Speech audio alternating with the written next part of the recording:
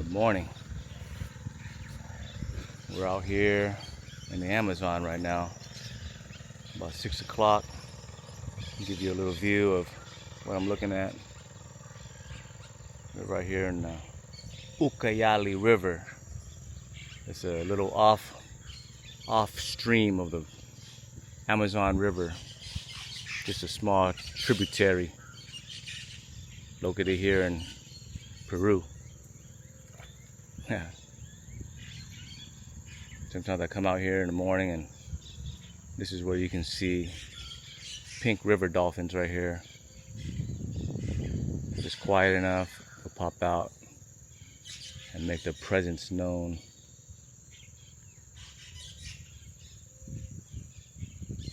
I want to make this video just to give you a little story of how I ended up here and what this place is all about to me. Oh, there goes one goes dolphin right there. Before I get into the story though, let's see if we can see one of these dolphins pop out. There goes one, you see that? There's another one here. Pink river dolphins. Very protected here in these waters. There goes another one, see that? You can hear them coming up and taking the air. Oh, that one just jumped out. Holy shit. I never seen one jump out before. That one. Let's be quiet. Let's just listen.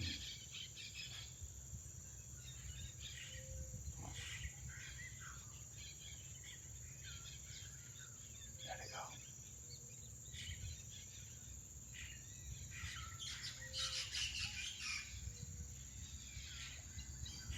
There's something soothing about just listening to the sounds of the jungle, you know?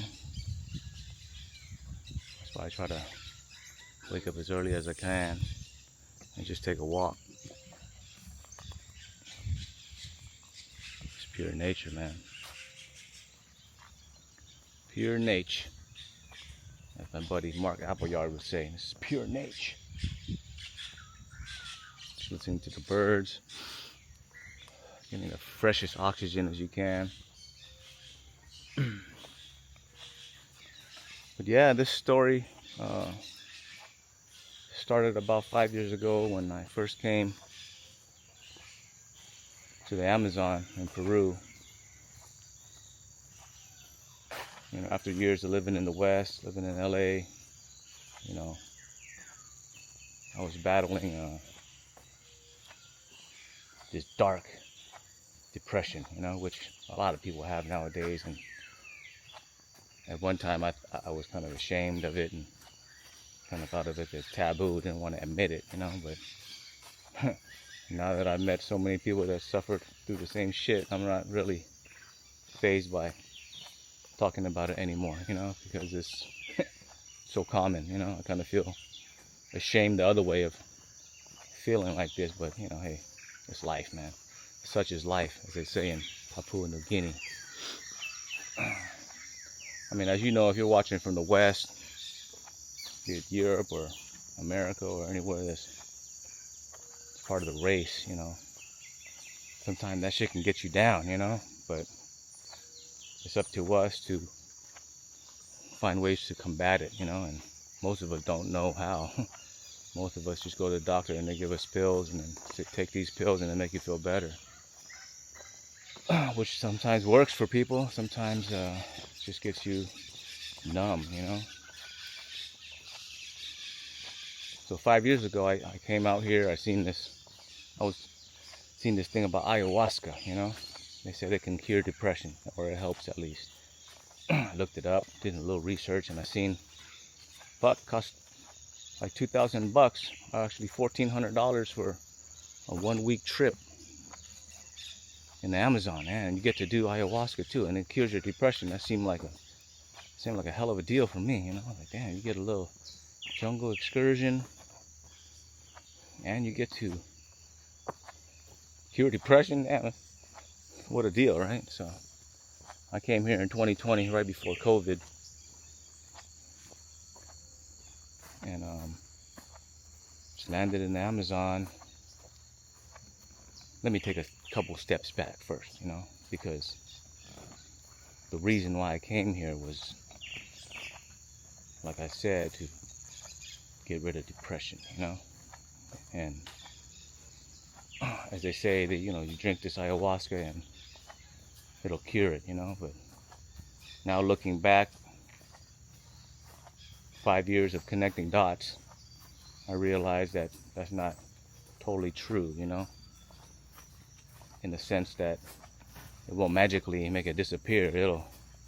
It'll kind of show you things or introduce you to new ways of thought that in turn help you conquer it, or help you at least live with it better, I mean, for me, depression is just like, it's just like an evil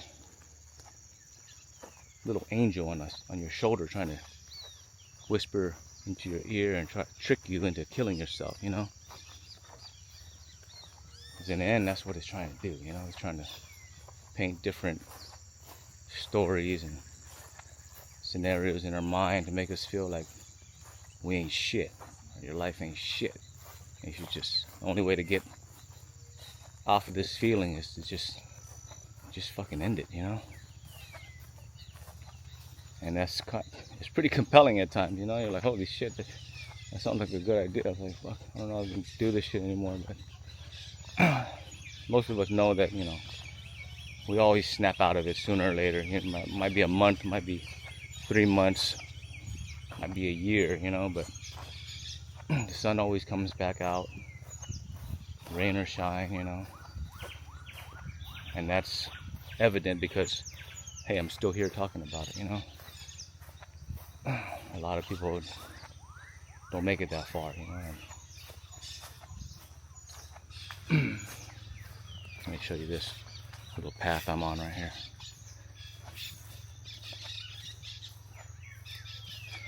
It's kind of crazy. I'm talking about my path and I'm on the path. It's pretty cool. Right here, I take this little walk every morning. Rained pretty hard last night, so it was kind of muddy.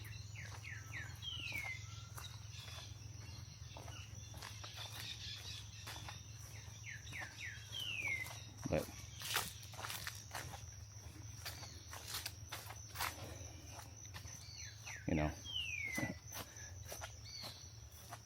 so as I was saying, everybody's path is different, but for some reason a lot of their paths end up here, in the Amazon, whether it be in Peru or Colombia or Ecuador or anywhere along the Amazon where they do this type of plant medicine. They come seeking that to help them with whatever they're going through, And for me, sometimes nature alone just helps me feel better, I mean, you guys probably felt that feeling when after coming home from camping or something, or going to the beach all day, you feel good, Maybe it's because just we kind of break it down and ground ourselves into nature and just get rid of all the extra necessities we have in our lives. They're not even necessities, they're just wants, And when you come to a place like this in the Amazon, it's third world, and it's basically just bare minimum living, Makes you realize that the things you really need in life are just water, food, air, maybe a mosquito net. Essentials in life, everything else that we have in our lives back home that occupy us, and it's just pure extra, You don't really need it. You forget that you even had it once you stay here long enough.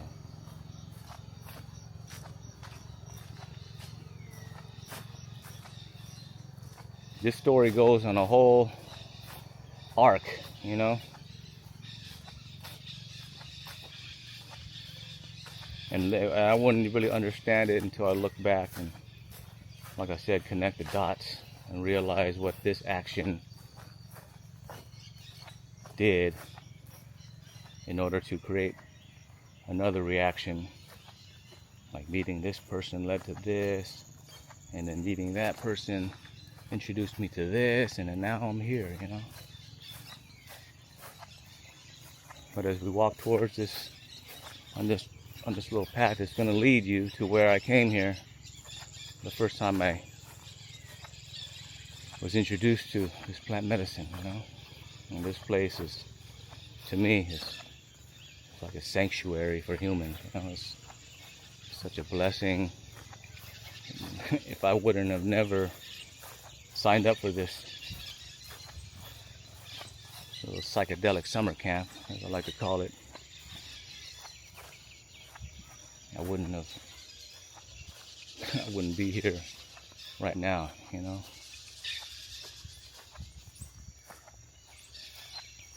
I'm sure a lot of you can relate, you know. If you look back on your life, maybe 5 or 10 years, and you try to connect dots and think of, if I wouldn't have made that decision, or if I wouldn't have applied for that job, or if I wouldn't have met this girl, all the other things that domino affected that would have happened and led me to this point. It's like, oh, look at this. I love this part right here. Look at this. Boom. It's like a little canal. Look at that.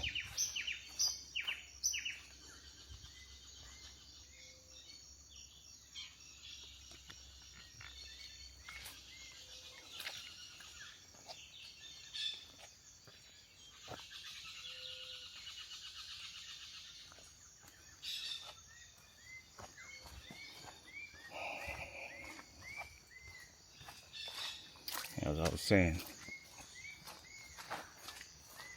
all through life we have these moments, you know, pivotal moments, forks in the road, that kind of toss us on a new trajectory in life, you know. Sometimes physically, you know, it relocates us.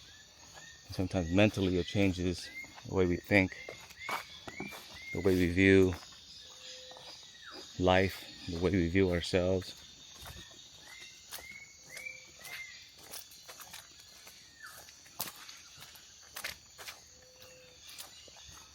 It's getting kind of fucking foggy here, man.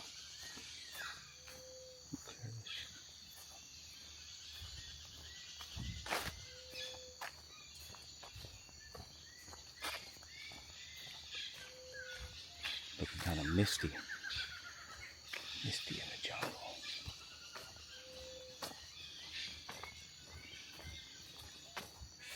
Sometimes you just gotta shut up and listen to the sounds of nature. Birds never sleep in. They're always up. It's like when I come out here to the jungle, I can't sleep in, you know?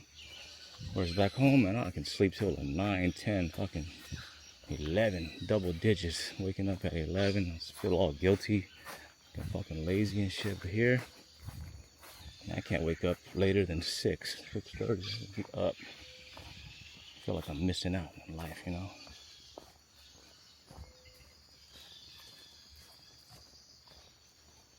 This is the path. They call it the camino.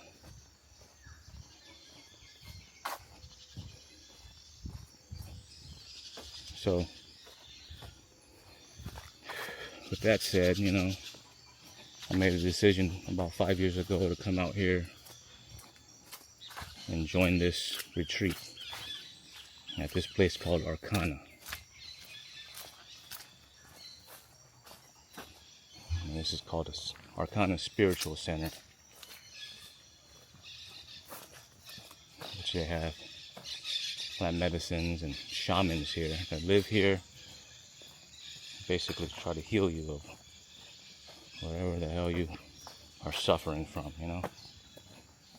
Mental pain, physical pain, joy and pain. This is it here. Órale.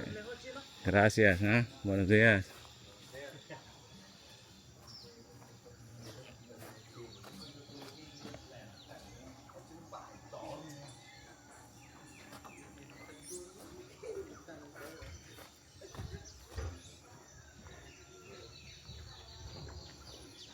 Now this place is what I call a sanctuary for humans.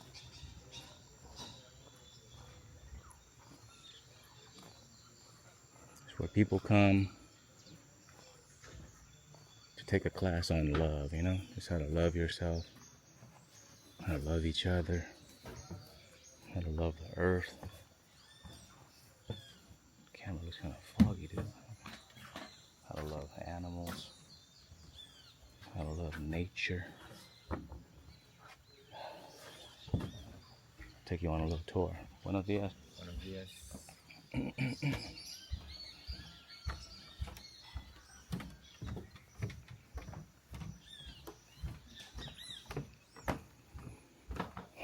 Well, like I said, we do plant medicines here,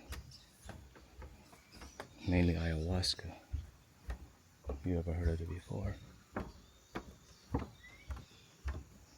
It's a psychedelic tea they make out of a vine and a shrub, a chacruna leaf. I'll show you where we do the ceremonies every night. This is early in the morning. This is the aftermath of one ceremony.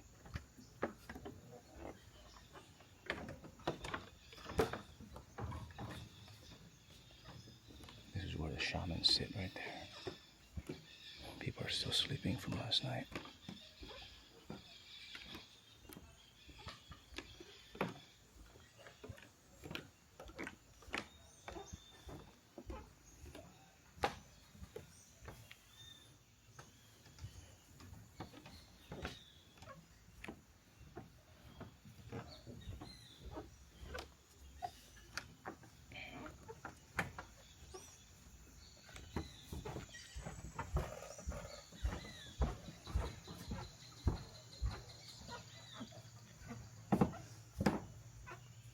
It's a VIP room right there.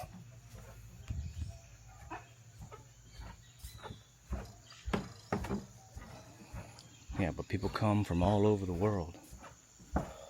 All over the world to come all the way to the Amazon to partake in these ceremonies with this medicine.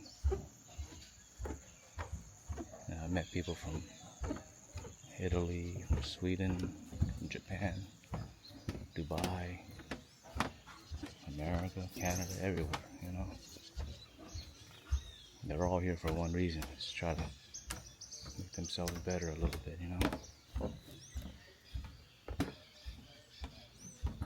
Everybody has their different reasons for coming here, but in the end we all leave with the same goal, is to try to feel better, you know. Buenos días, Dexter. Yeah, amigo. Hey. Yeah, so that's just a little brief introduction to a brief tour of Arcana Spiritual Center. Amazing place. Amazing sanctuary for humans to do, you know, a lot of deep work, mentally, emotionally, spiritually.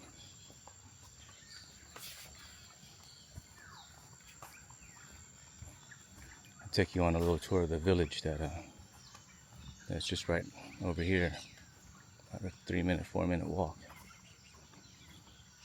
And like I was saying earlier, you know, after I look back on the path this place has taken me on, you know, I've met very special people that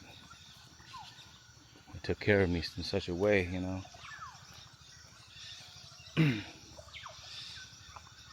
That, you know, the ayahuasca has showed me a lot of things that help me with the depression, you know. It doesn't necessarily, you know, just zap it away. You know, it showed me how to battle it in a better way, to not have it gain so much power over me, you know what I mean? And basically lock me down, you know. I can say I'm a better warrior at fighting it now, and it's still here, you know. I can still feel it sometimes in my daily life, but it's just that I feel like it's not as strong, you know, and not as convincing as it used to be. And part of that is linked to just the things that buenos días. Let me explain this. It's like, I'll put this view better.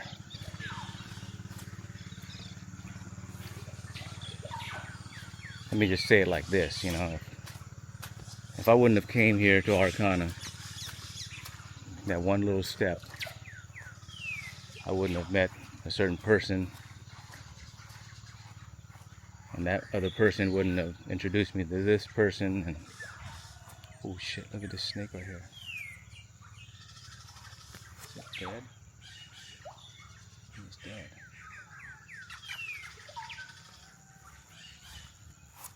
Muerto. Buenos días. And that person wouldn't have, you know, introduced me to this thing, and you know, a lot of steps, dude, that if I look back, you know, and if I realized if I wouldn't have taken that first step to come here, I wouldn't have met this person, that wouldn't have created this journey, man, I would have fucking, that'd be such a travesty, you know. All these dominoes have led me to this point, whereas I built a little house here in Amazon now, you know. Last year, you know, one of my buddies that I met here, and I was asking him, Petro, you know, hey man, how much does it cost to make a house here? How much does it cost to build your house? He told me, amigo, it's like maybe $3,000 or $4,000, you know. I was like, damn, that's it? I can afford that. Hola, buenos días. Yeah, it's cruising right there. Look at that. Amazonian cruising.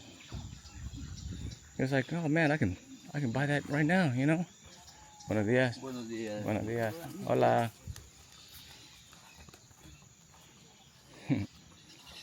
So I was kind of just joking around with him, you know. I can buy that right now, man. I have a few $1,000 in my backpack for this trip. I don't know if it was a language barrier or something, but he took me serious, you know. So when I went back home, a couple months later, he was texting me. He's like, hey, Chino, we're building the foundation for your house now. We're gathering the palm leaves for the roof. Send me some money. So I sent him some money, Western Union, and it was underway, you know. I didn't really know what I was getting myself into, but I was like, fuck it, man. You know what? If you build it, they will come, right? If I build this thing, who knows what can happen, you know? So that's where I'm at right now. I built this little house, little casita they call it, a little 1-bedroom studio. And I'm living in it now, and you know, maybe not forever, but you know, I can always go back to LA. But I know that I can come back here and I have a little safe house, you know. If I ever need to run away from something, you know. It's just right here. I'll show you. This is the start of the little community. It's only a couple paths. There's no motorcycles, there's no cars in this village. It's all just walking, or when the water rises to the level of the, you see the water level right there, the water gets that high. Buenos días. Sometimes the water gets pretty high, you know. You gotta take canoes everywhere.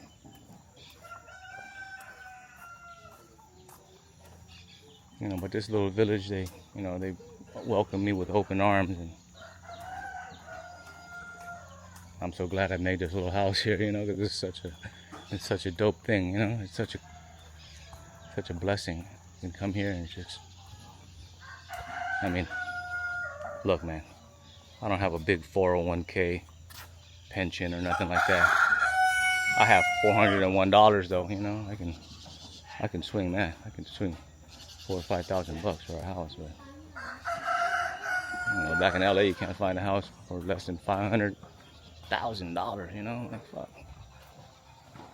I'll show you this little house and let me know what you think in the comments, man. Cause you think you can live here?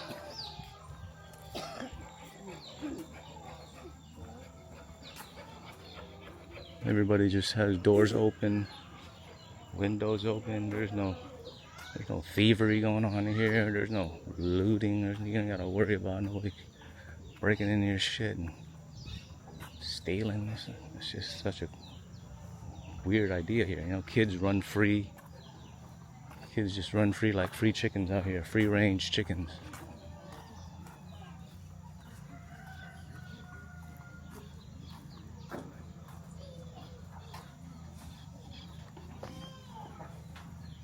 I know. I'll show you my house here. It's kind of muddy right here. You gotta be careful. The water's rising too. A couple more days, I think the water will be fully. Dantong. Buenos días.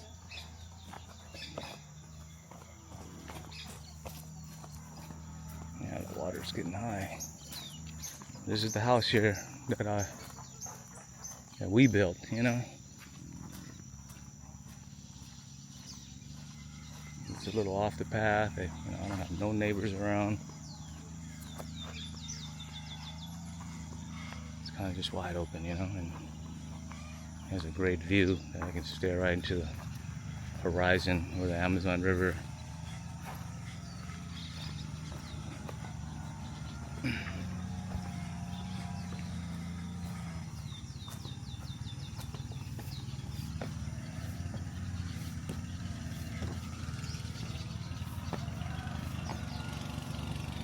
Here it is. No Mames Wake Casita. Chino's house. Yeah, got a nice little porch.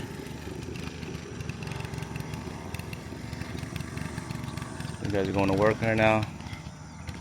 You're going fishing or something? I don't know. Yeah.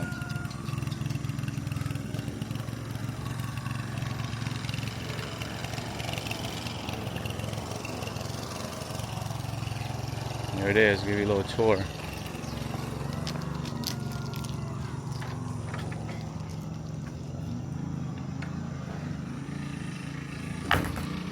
I designed this place. I just drew it up on my iPad. You know, it's basically a simple little drawing. I wanted the front wall to be totally open, you know, so I can see the perfect panoramic view. We do art classes in here for the kids once a week. We give them prizes, toys, you know, just to maybe spark their interest in art, you know, maybe another avenue of making money in the future. But we have some hammocks here. Got a daytime hammock and a nighttime hammock with a mosquito net covering. We got the Peruvian bidet. I'm gonna make a little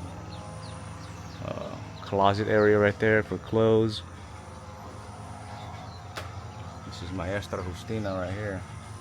This is the shaman that presides over the ceremonies at night at Arcana. This right here is an ancient alien $2 bill right there. And then this right here that everybody needs here. It's a Buick Grand National, 1987. Extra steering wheel. But yeah, this is it. This is my life now, and you see how it goes. We're living in nature, baby. Pure nature. Feels good. Feels real good. If you want to come join me and taste this style of living, you know, send me a message, send me a comment, and we can make it happen. Look at that. Morning commute right there.